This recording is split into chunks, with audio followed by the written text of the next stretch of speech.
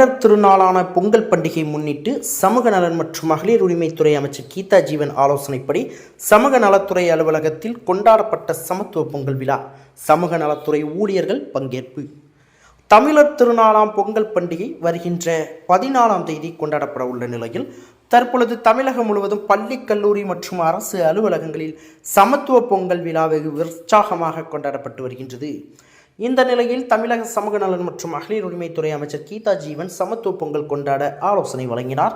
இதனைத் தொடர்ந்து தூத்துக்குடி மாவட்ட ஆட்சித்தலைவர் அலுவலக வளாகத்தில் அமைந்துள்ள மாவட்ட சமூக நலத்துறை அலுவலகத்தில் இன்று சமூக நலத்துறை நல அலுவலர் செல்வி பிரேமலதா தலைமையில் ஊழியர்கள் சமத்துவ பொங்கல் விழாவை உற்சாகமாக கொண்டாடினர்.